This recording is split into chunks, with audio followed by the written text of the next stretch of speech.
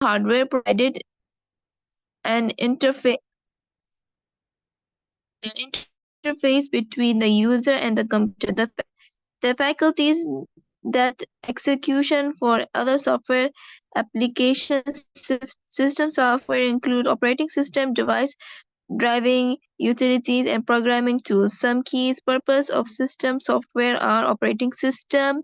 The operating system is crucial opponent of the system software. It manages the computer resources and provide a user interface, enables multitasking management and memory storage and faculty communication between hardware and software.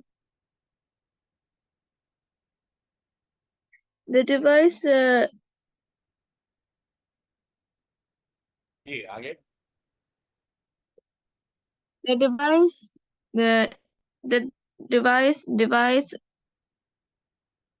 Sir यहाँ दो दफे device क्यों लिखा हुआ है? Device driver नहीं वो column है हेडिंग ये बीच में कॉलम है ये देख ये सेपरेट है ये हेडिंग है और यहाँ से डेटा शुरू है ठीक है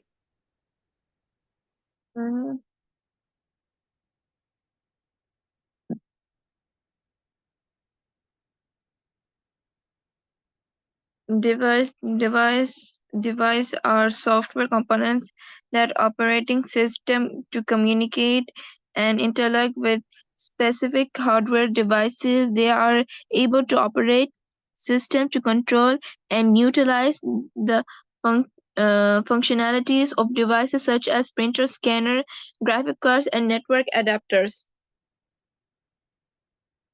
बेसिकली ये कल हमने डिस्कस किया था ना सिस्टम सॉफ्टवेयर याद है तो Yes, sir. सिस्टम सॉफ्टवेयर वो सॉफ्टवेयर होता है जो बेसिकली हार्डवेयर कंट्रोल करने के लिए या हार्डवेयर के साथ कम्युनिकेट करने के लिए यूज होता है उसमें जो मेन सिस्टम सॉफ्टवेयर होता है ना वो आपका ऑपरेटिंग सिस्टम जो आपके मोबाइल में भी होता है जहाँ पे इसको एंड्रॉयड कहते हैं एप्पल वाले iOS कहते हैं एप्पल वाले क्या कहते हैं iOS. iOS होता है OS है ठीक है और सेकंड ये सिस्टम सॉफ्टवेयर डिवाइस ड्राइवर होता है ये जितने भी हार्डवेयर अटैच होते हैं कंप्यूटर के साथ ठीक है उनको रिकग्नाइज करने के लिए उनके सॉफ्टवेयर को हम डिवाइस ड्राइवर कहते हैं तो CPU रिकग्नाइज करता है उनको डिवाइस ड्राइवर के through basically they are software ठीक है क्योंकि ऑपरेटिंग सिस्टम ने इनके साथ कम्युनिकेट करना होता है ये हमने कल डिटेल में डिस्कस किया था Yes, sir. अब ये देखें यूटिलिटी सॉफ्टवेयर ये जरा क्विकली पढ़ लें यूटिलिटी सॉफ्टवेयर ये भी सिस्टम सॉफ्टवेयर होता है Utility software. Utility software are the tools that help manage and maintain the computer system. They perform tasks such as disk management, disk data backup and recovery system, optimizing, water scanning, and troubleshooting. Programming tools system software includes programming tools such as compiles, debuggers, and interrupt that the faculties, the development, testing, and execution of software application. The overall purpose of the system software is to provide efficiently stable environment for running application, management hardware, and resources effectively, and ensuring seamless communication between software and hardware. Basically seamlessly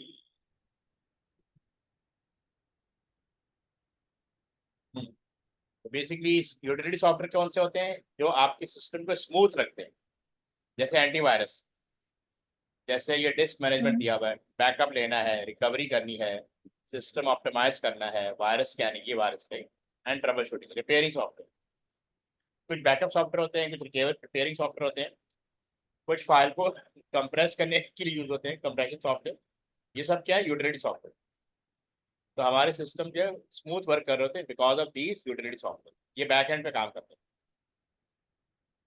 अच्छा ये जो programming tool लिखा हुआ है ये basically translator होते हैं क्या होते हैं ट्रांसलेटर अभी जब हम प्रोग्रामिंग लैंग्वेजेस पे कोडिंग करते हैं उनको ये कन्वर्ट करते हैं इनटू मशीन कोड। उसके लिए ये बेसिकली एक तो कंपाइलर यूज होता है, डीबगर एरर चेकिंग के लिए होता है, इंटरप्रेटर भी लाइन बाय लाइन कन्वर्ट करता है आपके प्रोग्राम कोड को इनटू मशीन कोड। ठीक है, इस इन्होंने यहाँ पे नाम दिया programming code. Basically they are translators, they are translator. हाँ, Translators. जो ट्रांसलेट करते हैं ह्यूमन सोर्स कोड को, यानी सोर्स कोड को ऑब्जेक्ट कोड के अंदर या मशीन कोड में।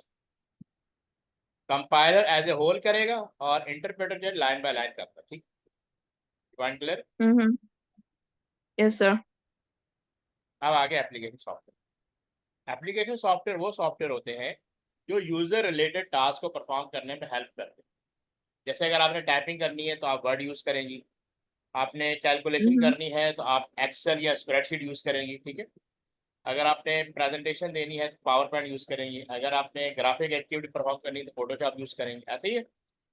Mm-hmm. तो ये बेसिकली यूजर रिलेटेड टास्क को परफॉर्म करने के लिए, इनको हम कहते हैं एप्लीकेशन सॉफ्टवेयर।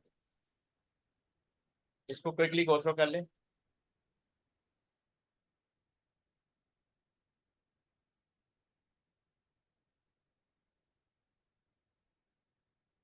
आप गो थ्रू कर रही। Yes. Application software. Application software, also known as application program or simply apps, referring software designed to perform specific tasks to provide specific functionalities for user. It distance from system software. Is the distance from system software. It focuses on user obtaining functions rather than managing the computer system itself. और ये बता रहा Application है, software. ये बता रहा है कि ये सिस्टम को मैनेज नहीं करता, ये यूजर रिलेटेड टास्क परफॉर्म करता है। ठीक, इसमें डिफरेंस बता रहा Okay.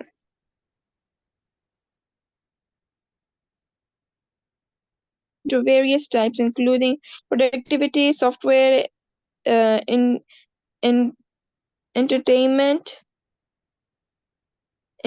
software, and more. The purpose of applicational software are the task specifically for functionality. Application software is created to fulfill specific tasks or activities. For example, word processor, spreadsheet software, and uh, presentation tool, providing functionality to create and edit documents. Graphic edit software allows user to maintain and create virtual content, while accounting software helps manage the financial transaction and record. Basically ये categories बता रहा है पहले तो। ये application software में ये categories आती हैं, जैसे प्रोडक्टिविटी सॉफ्टवेयर होता है, यानी जैसे ग्राफिक सॉफ्टवेयर हो गया, स्प्रेडशीट हो गया, ये प्रोडक्टिविटी सॉफ्टवेयर होते हैं। कैड हो गया, एंटरटेनमेंट सॉफ्टवेयर जो लोग बच्चे गेम खेलते हैं, कम्युनिकेशन सॉफ्टवेयर जो मैसेंजर होते हैं। ठीक है, तो ये डिफरेंट कैटेगरीज के वो है बेसिकली सॉफ्टवेयर। ये पढ़ लिया आपने टास्क स्पेसिफिक। Yes, sir. ठीक है, तो ये समझ में आ गया। Mm-hmm. तो बेसिकली वही बता रहे हैं जो पहले ही मैं आपको बता चुका था कि अगर टाइपिंग करनी है तो वर्ड प्रोसेसर यूज़ करेंगे, कैलकुलेशन करनी है स्प्रेडशीट यूज़ करेंगे, पावर पॉइंट और प्रेजेंटेशन यूज़ करनी है तो पावर पॉइंट यूज़ करेंगे। ठीक है, ग्राफिक यूज़ करनी है तो आपको एडिटिंग सॉफ्टवेयर होते हैं, Photoshop, Corel Draw, free hand, इस तरह के सॉफ्टवेयर यूज़ करते हैं।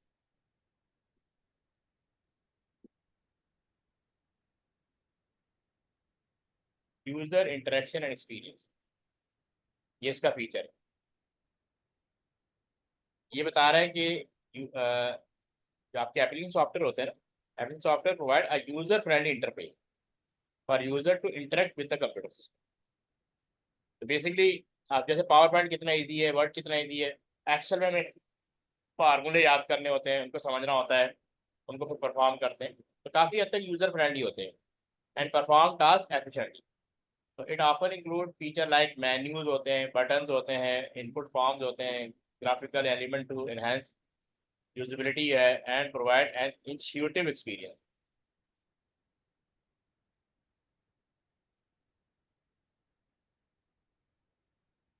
ठीक है, Mm-hmm. ये पैरा क्लियर है आपको। Mm-hmm. अच्छा, फिर क्या रहा है, स्पेशलाइज फंक्शंस होते हैं इसके अंदर। Application software can serve specialise function in various industries and domain. For instance medical software में इंक्लूड इलेक्ट्रॉनिक मेडिकल रिकॉर्ड। देखिए अब ये सुने, ये इंडस्ट्री स्पेसिफिक हो गया application software, according to industry बनाए जाते हैं। while इंजीनियरिंग सॉफ्टवेयर में offer computer aided design, CAD कहते हैं, कैड, इसके थ्रू हम किसी भी कंपोनेंट को डिजाइन कर सकते हैं। these applications are tailored to the specific need and workflow of their respective field। अब इनके कहने का मकसद है कि इंजीनियरिंग कंपनी डिफरेंट डिफरेंट होती हैं, उनके नीड के अकॉर्डिंग इसको सॉफ्टवेयर में चेंजेस परफॉर्म करके उनको सेल किया जा सकता है। मेडिकल, जैसे मेडिकल रिकॉर्ड दिया हुआ है, इलेक्ट्रॉनिक मेडिकल रिकॉर्ड, तो डिफरेंट फार्मा कंपनी होती हैं, वो अपने अपनी नीड के हिसाब से उसको एडिट करवा के फिर यूज़ करेंगे। ठीक है, what the point? Yes, what the point this one? yes, yes, sir. इसमें कोई कंफ्यूजन? सर मुझे इससे कंफ्यूजन हो जो उससे पहले फंक्शन के क्या? Specialise function. यस। हाँ, इनका कहने का मकसद ये है कि ये सॉफ्टवेयर ना पहले से बने होते हैं। नॉर्मली जो एप्लीकेशन सॉफ्टवेयर होते हैं ना, ये पहले से हम बना के रखते हैं। अब जैसे ये वाला सॉफ्टवेयर है, यानी क्या किधर गया, वो जो स्प्रेडशीट है यानी वर्ड। अब क्या आप जब वर्ड परचेज करेंगी उसके अंदर चेंजेस करवाएंगी वर्ड के अंदर? No sir. नहीं कराएंगे ना, क्योंकि ये आपकी नीड को फुलफिल कर रहा है।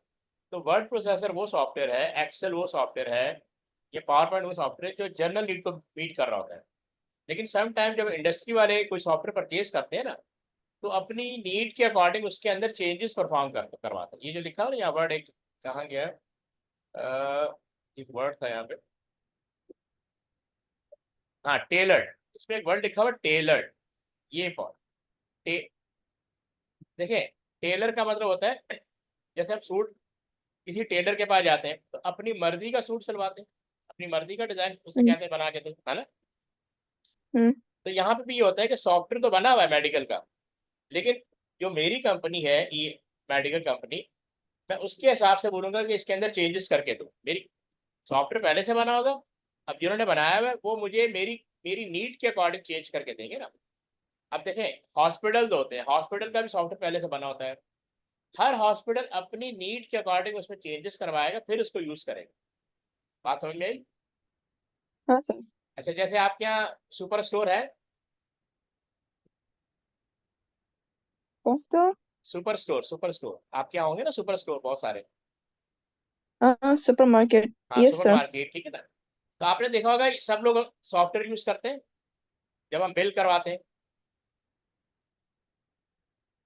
हाँ सर। जब हम वो जाते हैं ना उसके पास, क्या नाम है, क्या बोलते हैं उसको, काउंटर के पास, जब हमने बिल बनवाते हैं, तो आपने देखा होगा हर सुपर मार्केट सॉफ्टवेयर यूज कर रही है, ऐसे ही। Yes sir. वो सॉफ्टवेयर तो एक ही है, लेकिन हर सुपर मार्केट ने उसमें टेलरिंग करवाई, चेंजेस करवाई अपनी नीड के अकॉर्डिंग, क्योंकि सुपर मार्केट में डिफरेंस होता है। Yes software sir. को सॉफ्टवेयर को एक ही होगा, रिटेल सॉफ्टवेयर, लेकिन हर कंपनी अपनी नीड के अकॉर्डिंग उसको चेंजेस करवाएगी, उसको उसको फिर यूज करेगी, वरना वो बेकार हो जाएगा। इसीलिए लिखा हुआ स्पेशलाइज फंक्शन। समझ आई? ओके। अब क्लियर है? आपकी आवाज लो हो गई थोड़ी। मेरी आवाज स्लो होगी? हाँ अब आ गई। अब ये देखें, entertainment and multimedia application software का ये लास्ट फीचर है, एंटरटेनमेंट मल्टीमीडिया। तो एप्लीकेशन सॉफ्टवेयर में आपको एंटरटेनमेंट मिलेगी, जैसे सॉन्ग सुनने के सॉफ्टवेयर होते हैं, ऑडियो सॉफ्टवेयर होते हैं, वीडियो सॉफ्टवेयर होते हैं। ठीक है, application software encompasses entertainment software such as video games. ठीक है, एग्जांपल दे दी, video games, media player and multimedia edition two. These applications provide interactive experience, media playback, content creation, and editing capabilities. Microsoft focuses on meeting the need and requirement of end user. End user होता है जो software को use करता है, by providing specific functionality, enhancing user experience and addressing specialised task in various domain. Domain का मतलब होता है इंडस्ट्री, ठीक है, यानी medical industry, engineering industry, education industry, ठीक है, हॉस्पिटल भी एक इंडस्ट्री है, टेक्सटाइल इंडस्ट्री, उसकी नीड के अकॉर्डिंग सॉफ्टवेयर बना के दिया जाएगा। समझ आ गई बात? Yes sir. अब आ गया understand the role of operating system in managing. अब ओएस का क्या रोल है? डिवाइसेस को मैनेज करने में, प्रोसेस को मैनेज करने में, यूजर को और सिक्योरिटी, ये चार एरिया इन्होंने दिए, ठीक है। ओके। अब इसमें वन बाय वन देखते हैं। सबसे पहले डिवाइसेस का दिया हुआ। अब ज़ाहिर है हमें डिवाइसेस का तो पहले से ही आइडिया, जैसे ऑपरेटिंग सिस्टम जो है वो आपके लैपटॉप को मैनेज कर रहा है, सीपीयू को मैनेज कर रहा है और मोबाइल को मैनेज कर रहा है। वैसे तो ओएस जो है ना वो हर डिवाइस का होता है, यानी वॉशिंग मशीन का आप वॉशिंग मशीन के हिसाब से बना हुआ होता है, ओवन का ओवन के हिसाब से बना होता है, ड्रोन का ड्रोन के हिसाब से बना होता है। ओएस जो है हर डिवाइस को अपडेट कर रहा होता है, क्योंकि इसका नाम ही ऑपरेटिंग सिस्टम है, यानी एक ऐसा सॉफ्टवेयर जो किसी सिस्टम को मैनेज करेगा, कंट्रोल करेगा, कम्युनिकेट करेगा। इसीलिए लिखा हो plays a crucial role in managing device connected to a computer system. So it acts as an intermediary between the hardware device and software application. तो बेसिकली पीछे आपने डायग्राम देखी थी ना कि बिल्कुल लोअर लेवल पे हार्डवेयर होता है, ठीक है, लोअर लेवल पे क्या होता है? हार्डवेयर। तो ऑलराइट। ये यहाँ पे क्या आ जाता है? ओएस। क्या आ जाता है? ओएस। ऑलराइट। और यहाँ पे एप्लीकेशन। तो ये देखो ना, एप्लीकेशन और हार्डवेयर के दरमियान लिंक बन जाते हैं। इंटरमीडियरी का मतलब होता है लिंक बन जाता है। इंटरमीडियरी का मतलब क्या होता है? लिंक बन जाता लिंक बन जाना। है। हाँ, तो ये बेसिकली लिंक स्टैब्लिश करता है between application software, user and hardware, facilitating communication and coordination. ठीक है, इसके थ्रू हम हार्डवेयर को कम्युनिकेट कर सकते हैं, उससे जो डिफरेंट टास्क को परफॉर्म करवा सकते हैं। The key responsibilities of the operating system in managing include device recognition and configuration.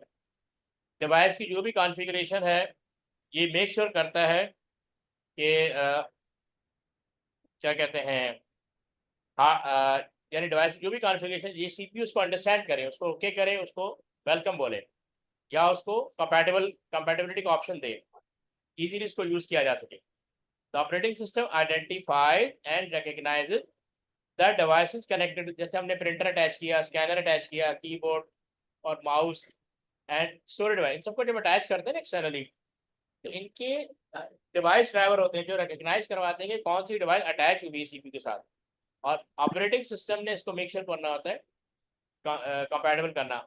It determine their sir characteristics. आपका मतलब है वो जो हम लोग के कंप्यूटर में छोटा सा आइकॉन लगता है जब हम लोग अगर ये अपना हेडफोन लगाते हैं या अपना यूएसबी लगाते हैं, आप बिल्कुल वो बिल्कुल आइकॉन की बात कर रहे हैं? बिल्कुल बिल्कुल, जो भी डिवाइस लगाएंगे ना उसका एक सॉफ्टवेयर भी उसके साथ इंस्टॉल हो जाता है।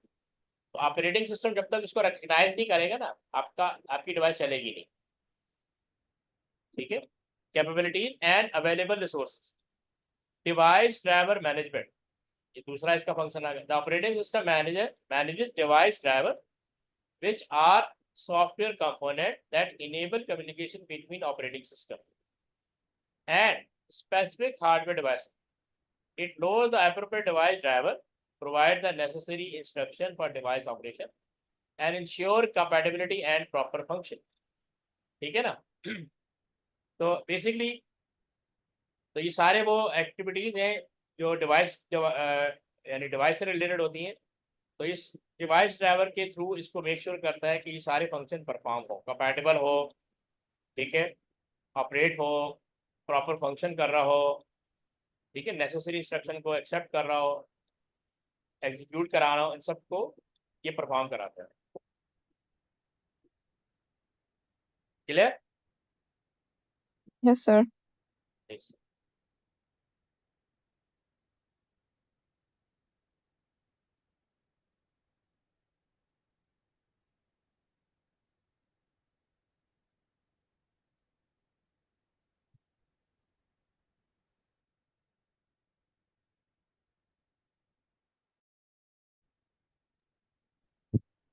अच्छा, उसके बाद ये आ गया डिवाइस ड्राइवर मैनेजमेंट। पीछे क्या था? Device driver management.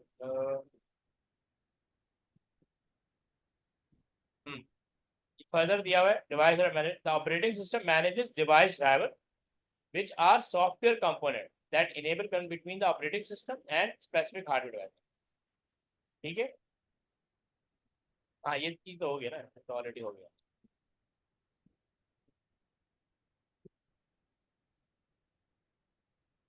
Device allocation and scheduling. अब जैसे प्रिंटर होता है, प्रिंटर को बहुत सारे लोग जॉब भेज रहे प्रिंट करने के लिए, सही है? तो अब हम्म, ऑपरेटिंग मेक श्योर करता है कि हर एक की जॉब प्रिंट हो, लेकिन वो क्यू में लगा देगा। यहाँ लिखा the operating system allocate and schedule access to device among different software application and processes. It coordinates the sharing of resources, resolve conflict। अब resolve conflict मतलब क्या? सॉफ्टवेयर हो या हार्डवेयर हो, दे नीड मेमोरी, ठीक है ना, दे नीड मेमोरी। हम्म, तो उसमें कॉन्फ्लिक्ट आ जाएगा, उसको मैनेज करेगा। Private simultaneous access to exclusive devices, एक यानी सेम टाइम पे किसी डिवाइस को एक्सेस किया जाएगा, उसको भी प्राइवेट करेगा ये। फिर है device input and output handling. The operating system provide mechanism to handle input from devices such as keyboard and mouse and output to devices such as display and printer. It manages input and output queues in a printer, handle data transfer and ensure proper synchronization and buffering। तो ये input output से related ये सारे function जो है make sure करता है कि ऑपरेटिंग सिस्टम परफॉर्म हो जाए। Okay, yes sir. फिर प्रोसेस, सेकेंड था प्रोसेस। अब कह रहे हैं कि operating system is responsible for managing process. तो बैकग्राउंड पे बहुत सारे प्रोसेसेस चल रहे होते हैं, ठीक है, जिनको प्रोसेसर वर्कआउट कर रहा होता है, विच आर इंस्टेंस यानी ऑब्जेक्ट ऑफ रनिंग प्रोग्राम। कोई भी रनिंग प्रोग्राम होता है उसको प्रोसेसर असाइन कर, प्रोसेस असाइन किया जाता है। It overseas the execution, scheduling and coordination of process to ensure efficient and orderly operation। ठीक है, the key role of operating system in managing process include process creation and termination। The operating system create and terminate process based on user request or system event। It allocate necessary resources, set up process control blocks and initialize execution environment। अब इसमें क्या होता है कि पहले process को create किया जाता है, फिर उसको टर्मिनेट किया जाता है। जब उसका काम खत्म हो जाता है तो हम उसको टर्मिनेट कर ठीक, एक सेकेंड होल्ड कीजिएगा। हम्म,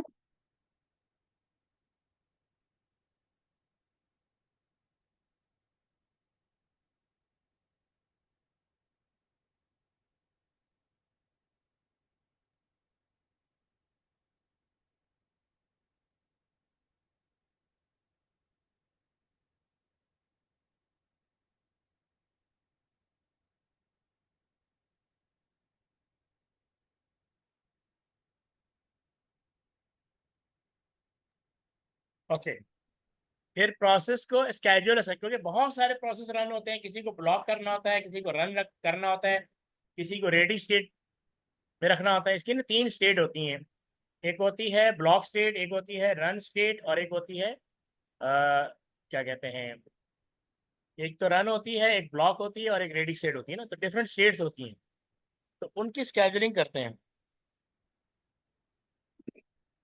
तो प्रोसेस शेड्यूलिंग में कह रहे हैं the operating system employs scheduling algorithm to determine the order and priority of executing process. तो किस प्रोसेस को कब रन होता है कब रन होना होता है, उसको मेक श्योर करता है। It allocate CPU time to process.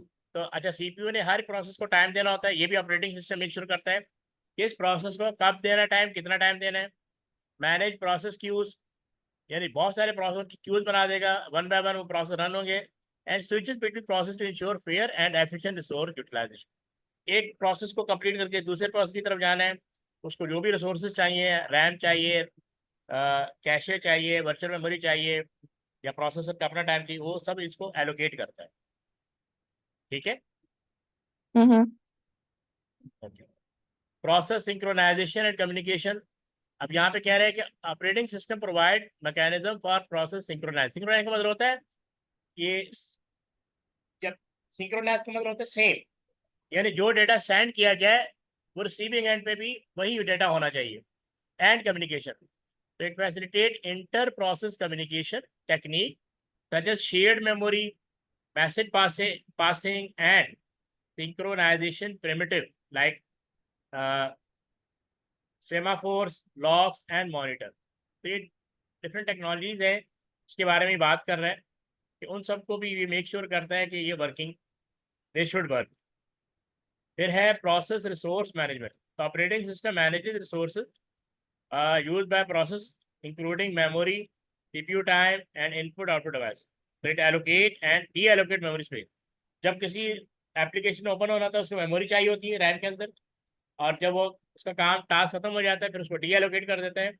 Enforce memory protection, ऐसा ना हो कि हर एप्लीकेशन प्रायोरिटी पे चले जाए, यानी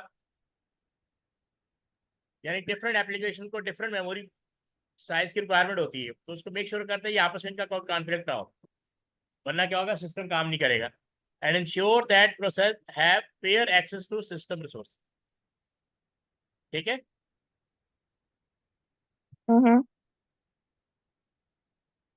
फिर है थर्ड, यूजर।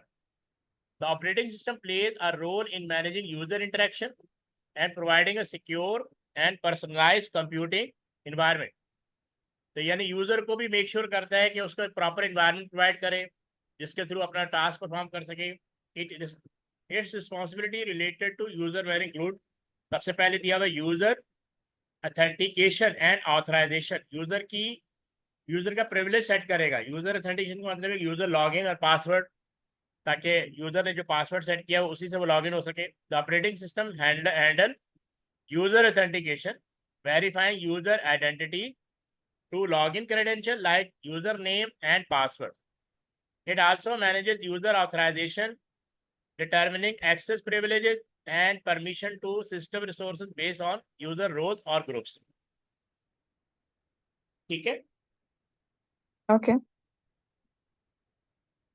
फिर यूजर इंटरफेस, यानी यूजर को इन्वायरमेंट देना है कि वो किस तरह इंटरेक्ट कर सकता है, जैसे एक CLI होता है।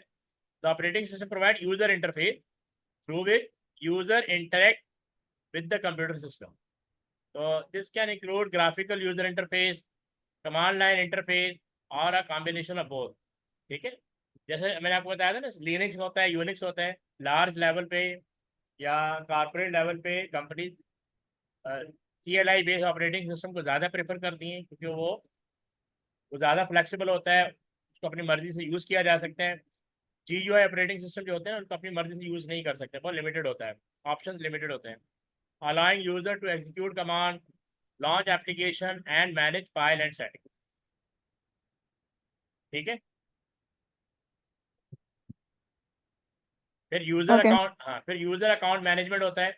इसमें कह रहा है तो OS manages user account including creating, modifying. User account create किया जाता है, उसको मॉडिफाई किया जा सकता है, उसकी परमिशन वगैरह, एंड डिलीटिंग यूजर अकाउंट को डिलीट भी किया जा सकता है। तो इट मेंटेन यूजर प्रोफाइल, आप जिस यूजर अकाउंट से लॉगिन होगी ना, आपकी अपनी अलग प्रोफाइल बन जाएगी। Setting and preferences, ensuring a personalized experience for each user। User file and resource access, the operating system control user access to file, directories and system resources. It enforces file permission, ownership and access control list to maintain data security and privacy। ठीक है ना। तो आपको data security और privacy भी maintain करके देता है यूजर से रिलेटेड।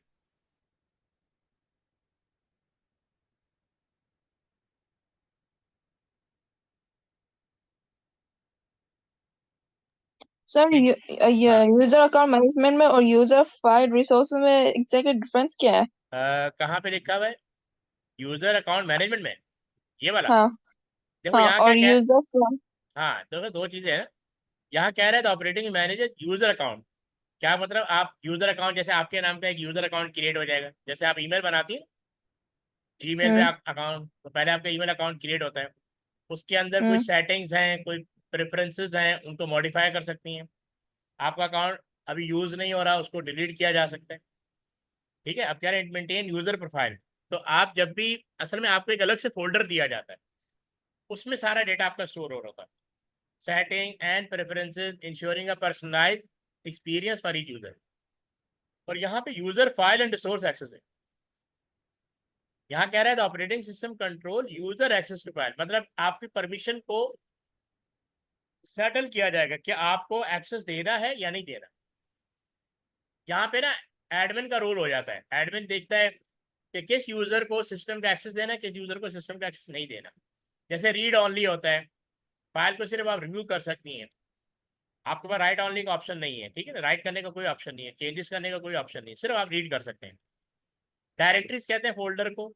एंड सिस्टम रिसोर्सेज क्या आप एक्सेस कर सकते हैं या नहीं कर सकते, प्रिंटर को यूज़ कर सकते हैं या नहीं कर सकते। यानी आपके डिफरेंट परमिशन क्राइटेरिया सेट किए जाते हैं, how can you use the system, it enforces the permission. ठीक है ना, परमिशन, आपको परमिशन यानी आप ग्रांट दिए किया जाएगा कि आप सिस्टम यूज कर सकते हैं या नहीं कर सकते। ऑनरशिप है एंड एक्सेस कंट्रोल लिस्ट है to maintain data security and privacy. यहाँ पे ना सिक्योरिटी को मैनेज किया जाता है।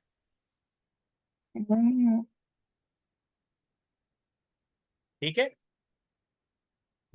ओके। अब सिक्योरिटी का आ गया fourth feature. The operating system play a critical role in ensuring the security of the computer system and protecting against unauthorised access. तो ये अगर यूजर अकाउंट नहीं बना हुआ तो आप किसी भी सिस्टम को एक्सेस नहीं कर सकते। ठीक है, मैलिशियस एक्टिविटीज जैसे जंक ईमेल आती हैं उनको कंट्रोल करेगा, वायरस को कंट्रोल करेगा। ठीक है, डेटा ब्रीचेस, जो आपने डेटा प्रोटेक्शन लॉ के अकॉर्डिंग आपने डेटा को मेंटेन किया हुआ है उसको देखेगा कि कोई सर प्रोडक्शन। क्वेश्चन है। हाँ बोलो। सर ये जो वाइस जो ये जो सॉफ्टवेयर जो डिटेक्ट करता है सिक्योरिटी, हाँ, उसको कैसे पता चलता है कि ये फाइल इंक्रिप्टेड है या इसमें कोई वायरस है, कैसे करता है? असल में उसके अंदर ना प्रोग्रामिंग की होती है, उसमें कुछ कीवर्ड लिखे होते हैं कि वो अंडरस्टैंड, क्योंकि वो पूरी लिस्ट जो होती है उसके पास होती है। मतलब उसका एल्गोरिथम को इस तरह डिज़ाइन किया जाता है कि वो सस्पिशियस एक्टिविटी को सेंस कर लेता है। ऑन दैट बेसिस जो है ना वो सॉफ्ट किसी भी इस तरह की एक्टिविटी को हॉल्ट करेगा, स्टॉप करेगा। ठीक है उसका एल्गोरिथम राइट इसी बेसिस पे किया जाता है, टोटली डिपेंड ऑन एल्गोरिथम। अच्छा, फिर कह रहा है user authentication and access control. तो operating system verify user identity during login, यानी ये लॉगिन के टाइम पे आपको ऑथेंटिकेट करेगा कि ट्रू यूजर ही लॉगिन हो रहा है। And enforces access control mechanism to prevent unauthorised access तो system resource it manages user account. तो बेसिकली जैसे गूगल वालों ने आपको टू टू स्टेप वेरिफिकेशन होता है। ठीक है ना, वो इसीलिए दिया हुआ है कि कोई भी आपका अनऑथराइज एक्सेस जो है यूजर अकाउंट यूज ना कर सके। तो आपको मोबाइल पे मैसेज भेज रहा है, उन्हें पता होता है कि मोबाइल जो है वो ज़्यादातर ट्रू पर्सन के पास होता है, इसीलिए वो उसमें इट्स मी लिखा आता है या कोड लिखा आता है। ठीक है, यस या नो का ऑप्शन लिखा आ रहा होता है। हम्म। ये ये उसी चीज से related user authentication and control. Got the idea?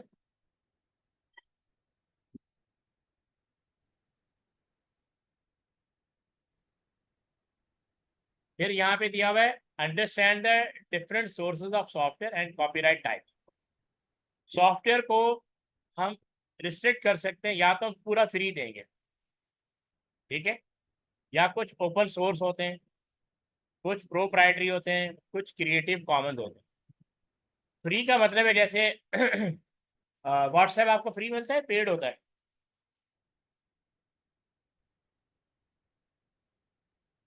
Ji, WhatsApp free होता है या पेड होता है? होता है। फ्री होता है, लेकिन उसके कोड के अंदर आप चेंजेस नहीं कर सकते, है ना। सॉफ्टवेयर तो आपको फ्री मिल जाएगा but you can not change in a coding. लेकिन कुछ सॉफ्टवेयर ऐसे होते हैं जो फ्री भी होते हैं और आप उसको उसकी कोडिंग में चेंज कर सकते हैं, ये होते हैं ओपन सोर्स। ठीक है, तो अब हम हम्म। वन बाय वन देख लेते हैं, फ्री क्या होता है, ओपन सोर्स क्या होता है, प्रोप्राइटरी क्या होता है, क्रिएटिव क्या होता है। पहले तो ये फ्री सॉफ्टवेयर पढ़ें जरा।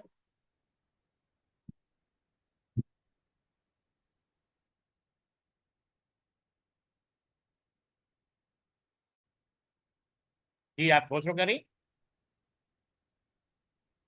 Yes, sir. ये सॉफ्टवेयर फ्री सॉफ्टवेयर को गो थ्रू करें Free software. Free software refers to the software that can be used to modify and disturb without restricting. It provides user with freedom to run, copy, dispute, study, change, and improve the software.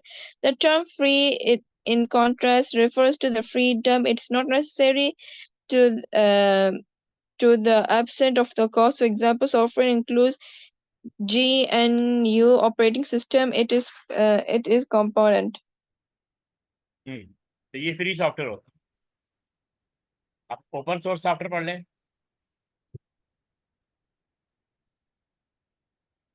यहाँ लिखा है ना it access to source code को भी access कर सकते हैं open source का मतलब है ठीक है Mm-hmm. आगे पढ़े ये पढ़े जरा यहाँ से लेकर यहाँ तक Operating source software is a software that provides access. It is software code allowing user source to code source, हाँ source source code allowing user to view, modify, and distribute the code. It promotes collaboration and uh, community community drive community development. Community Community, driven development यानी यानी ये वो software होता है जिसमें ये सारे प्रोग्रामों को एज ए कम्युनिटी डील करते हैं वो कहते हैं कि अगर आपको आपके अंदर क्रिएटिविटी है ना आपको लग रहा है कि इसके अंदर फर्दर इम्प्रूवमेंट कर सकते हैं तो आप अपना कोड इसके अंदर इंक्लूड कर दें समझ आ रही बात यानी वो आपको ऑप्शन देता है Mhm. इसीलिए इसका नाम ओपन सोर्स रखा हुआ है एनीबडी कैन इंक्लूड हिज और हर कोड यानी इसको इम्प्रूव कर सकते हैं if you have creativity got the idea Yes, sir.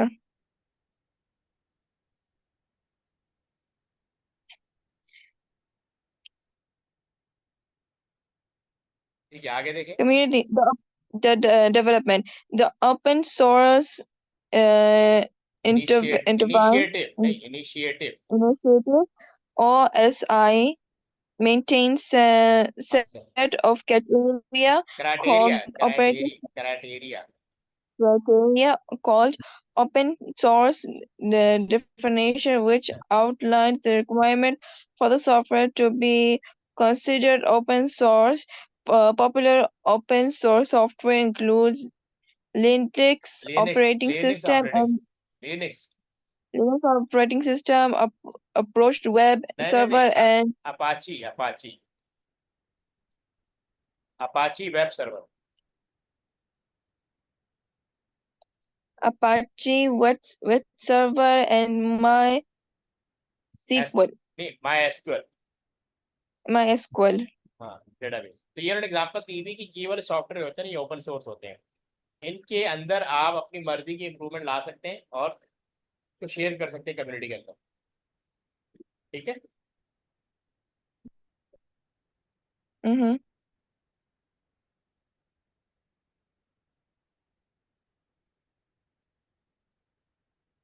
Proprietary software अब जरा इसको गो थ्रू करें Pro, pro, pro प्रोप्राइटरी क्या? प्रोप्राइटरी प्रो Proprietary हाँ software. Proprietary software, also known as closed source of और कमर्शियल कमर्शियल नहीं commercial commercial ये commercial software is ये developed. वेट ये वो सॉफ्टवेयर होते हैं जिनको सेल किया जाता है जिसमें पैसा अर्न किया जाता है कॉपीराइट होते हैं ये, ठीक है Mhm. हाँ, आगे पढ़े Software is developed and distributed by the company or individual who retains exclusive right to the software source code. Users are typically granted license to the software under specific term and condition defined by the software various and properties. Software is not freely modified or distributed, and the source code is typically configured. नहीं, configured configured confidential, configure नहीं confidential ये वाला ना, uh, confidential. confidential example of property software include software office, Adobe Photoshop, and Windows operating system. अच्छा, ये वो software होते हैं जिनका आपको लाइसेंस परचेज करना होता है, ठीक है। इनको आप विदाउट लाइसेंस यूज नहीं कर सकते, आपको इनका लाइसेंस देना पड़ेगा, उसके लिए पेमेंट करनी पड़ेगी, ईयरली होते हैं, ठीक है। प्रोप्राइटरी यानी ये कमर्शियल सॉफ्टवेयर होते हैं, इस पे कंपनी अर्न करती है, इसका कोड एक्सेस नहीं होता आपको, ये ओपन सोर्स की तरह नहीं होते,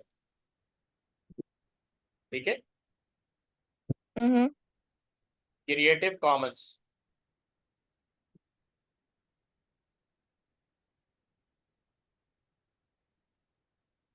अब ये पढ़े। Creative Commons. Creative Commons is not the type of software, but rather a set of licenses that allow creator to specify the permission and restriction for other users share and modify their creativity. Work includes software Creative Commons license providing ranging of of options following creation of define how their work can be used while retaining some rights. Their licenses are often used variation types of configuration, including software documents, image, music, and videos. तो ये कुछ software ऐसे होते हैं ना जो operating system में आपको दे दी जाते हैं फ्री ऑफ कॉस्ट। जैसे एग्जाम्पल दिया गया कि including software documentation, images, music and videos. जैसे MP3 सॉफ्टवेयर होते हैं, MP4 सॉफ्टवेयर होते हैं, ठीक है, जो कॉमन होते हैं, जो हर एक के यूज में आते हैं,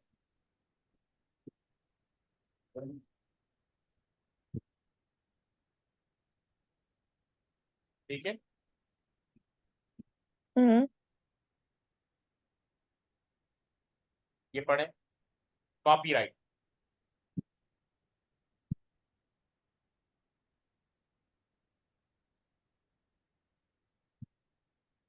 It's important to know that copyright types can apply to different aspects of software, including the source code, user interface, documental, and multimedia assets. Understanding the different source and copyright types helps the user to development making information informed decision about the software they use, contributing or disturbing while respect legal and license are obliged.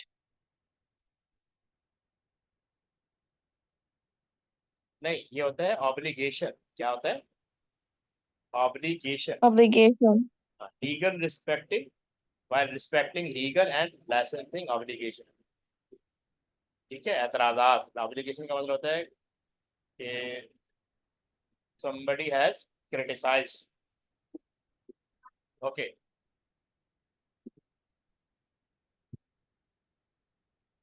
अब यहाँ पे दे रहा है understand licensing option. ये जो licence होते हैं ना, या तो सिंगल यूजर होगा, ठीक है, बीइंग इंडिविजुअल आपने लाइसेंस ले लिया तो आप सिर्फ एक सिस्टम पे उसको रन कर सकते हैं। मल्टीपल यूजर वाले आप भी आते हैं, 10 यूजर वाला आ गया, 20 यूजर वाला लाइसेंस। इंस्टीट्यूशनल, पूरे इंस्टीट्यूट को एक लाइसेंस दे दिया जाएगा, फिक्स टर्म के लिए यूज किया जा सकता है, इनडेफिनेट पीरियड के लिए यूज किया है, और या नेटवर्क बेस्ड होता है। तो लाइसेंस डिफरेंट टाइप के मिलते हैं, ये लाइसेंस से रिलेटेड है। सबसे बड़े ये लिखा हुआ है, licensing option determine the permission, restriction and term under which software can be used, distributed and accessed. So here are the explanation of various licensing options. सबसे पहले दिया हुआ सिंगल यूजर, ये जरा पढ़े, जरा याद करके यहाँ तक। A single user. Single user license allowed the software to be installed and used by someone individual on the single computer or device. The device it typically grants a single user the right to use the software, and the license is tied to be specific user and device. Single user licenses are commonly used for personal or individual user. ठीक है, तो आपको समझ में आ गया single user. कि ये ऐसा सॉफ्टवेयर, ऐसा लाइसेंस होता है जो सिर्फ सिंगल यूजर को अलाउ किया जाता है कि वो सॉफ्टवेयर को यूज करें। ठीक है। Mm-hmm.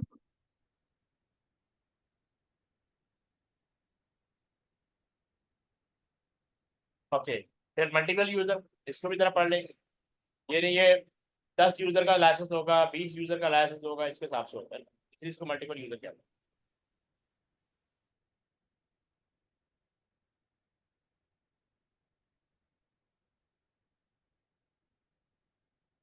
Multiple users. Multiple users. Yeah, user license allow the software to be installed and used by multiple individuals with the organization or the group. It permits specific number of users to access and use the software containing or within a defined period. The license may be restricted the number of installation or the users simultaneously using the software. ठीक है, समझ में आ गया multiple user. Yes, sir. अब आ गया institutional. Institute का मतलब होता है पूरे इंस्टीट्यूट के लिए, यानी पूरी ऑर्गेनाइजेशन के लिए एक सॉफ्टवेयर आपको असाइन कर दिया जाएगा।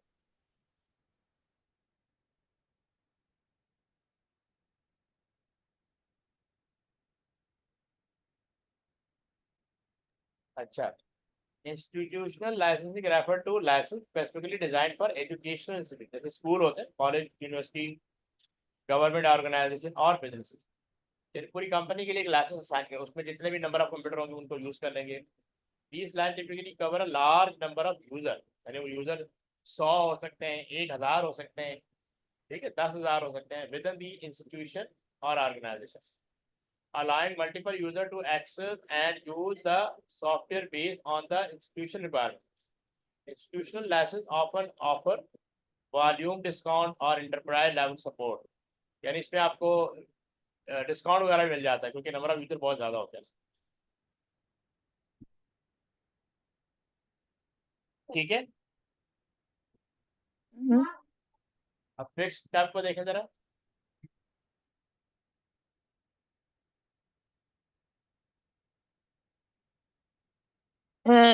Industrialization.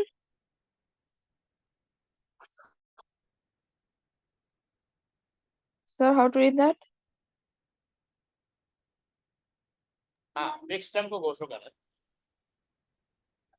ये सब्सक्रिप्शन जैसे होता है ना, 1 वीक, 1 मंथ, 2 मंथ, उसके हिसाब से आपको परमिशन मिल जाता है। समझ Okay. आया? Fixed license, also known as a subscription, or subscription और रेंटल लाइसेंसिंग।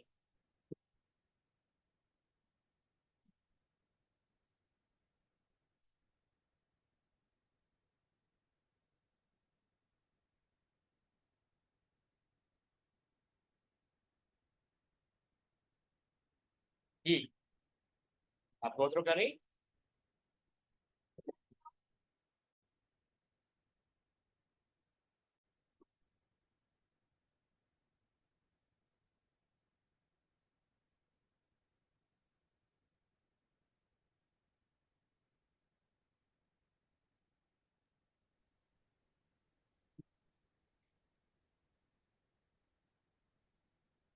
हाँ, फिक्स टर्म वाला पढ़ ले जरा, आवाज आ रही है? yes, sir.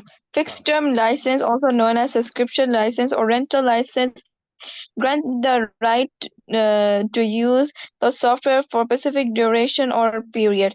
User pays for the license on recurring basis, such as a monthly, annual. Once the term expires, the user must renew the license to continue using the software. Fixed term licenses are commonly used for cloud-based software services or services as services mode. ये fix term के लिए होता है, ठीक है। 1 month हो सकता है, 1 वीक हो सकता है, 2 मंथ हो सकता है, इनडेफिनेट। पढ़ ले। Indefinite license also refers as the parental license नहीं, पर providing the future, right to पर फ्यूचर, पर फ्यूचर। ठीक है, आगे बढ़े। Perpetual license providing the rights to use the software, identifying without a fixed term or expiration date. Once the license is obtained, the user can continue using the software without the need of parental reward. However, parental license often come with a limited support and may require separate payment for major upgrade or additional features. हाँ, मतलब जिसमें parental control होगा ना, उसमें वो आपको additional payment करनी पड़ेगी। ओके, अब नेटवर्क पढ़ लें। ये इसका मतलब होता है कि एक नेटवर्क है, कंप्यूटर लैब, ठीक है, उसमें 20 Mhm. 30 40 कंप्यूटर, उस पूरे कंप्यूटर नेटवर्क के लिए पूरा एक लाइसेंस चाहिए। नेटवर्क सर्वर दिया हुआ है, multiple user can access the software simultaneously over the network. The licence typically specify the maximum number of concurrent user allowed. मतलब ये बताएगा कि एक वक्त में 10 लोग लॉग इन हो सकते हैं, 20 लोग हो सकते हैं, 30 लोग हो सकते हैं, जिस हिसाब से हमने परचेज किया होगा। Network licence enable efficient resource sharing and are commonly used in business environment where multiple user need to access the software but not necessarily at the same time। ठीक है, तो सेम टाइम पे access करना जरूरी नहीं, लेकिन multiple user होंगे। Got the point. Yes, sir. अब ये लास्ट देख लेते हैं।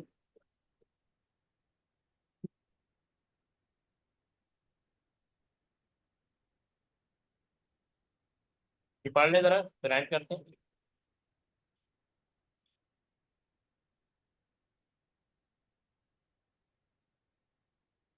ये जरा It's देख ले। important to, it's important to review and understand the terms and condition and to the specific license before using or distributing a software to ensure compliance, complaint compliance.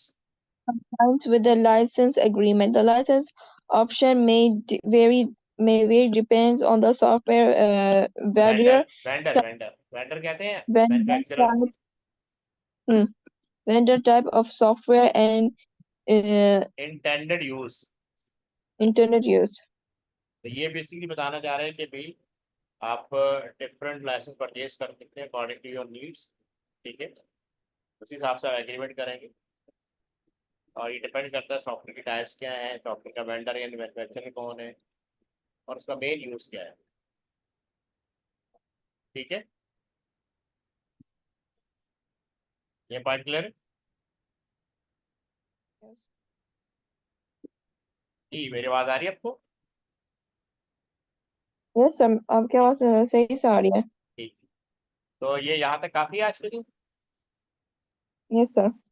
फिर हम ये नेक्स्ट टॉपिक यहाँ से शुरू करेंगे। ठीक है, Okay. ओके, अल्लाह हाफिज़। Allah Hafiz.